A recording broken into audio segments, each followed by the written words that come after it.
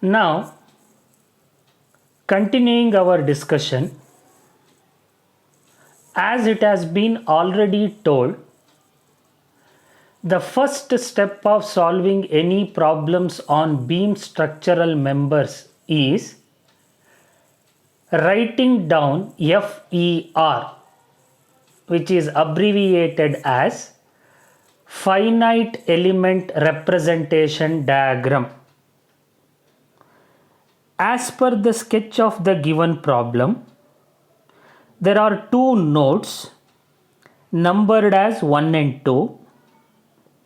The length of the element in between these two nodes 1 and 2 is represented by the symbol LE, and at each node there will be two displacements. The symbols Q1 and Q3 represents vertical displacements or axial displacements, and the symbols Q2 and Q4 represents angular displacements.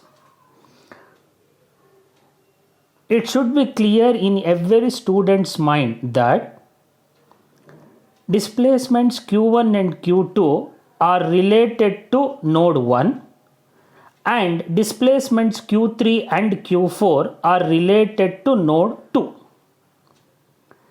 Since there are only two nodes present in the given structural member, there will be only one element E1 as shown clearly in FER.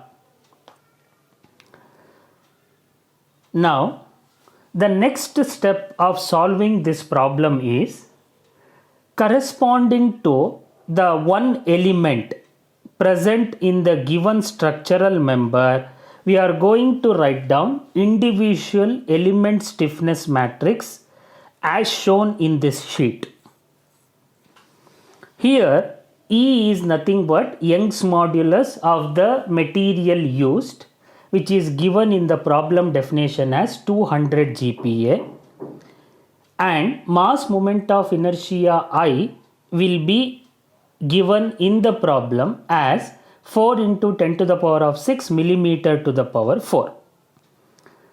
The utmost care students has to take while writing the representation of the numbers for the symbols present in this equation, all the numbers have to be written in same SI unit. The meaning of my just said sentence is, length of the element LE is given in the problem definition as 0.8 meters. So, you convert the value of E and mass moment of inertia I also in meters.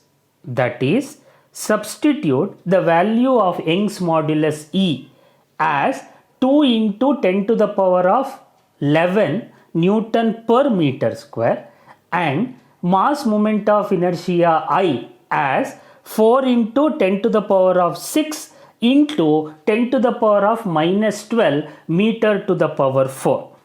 Then all the numbers are substituted in the K equation in the same SI unit, that is meter.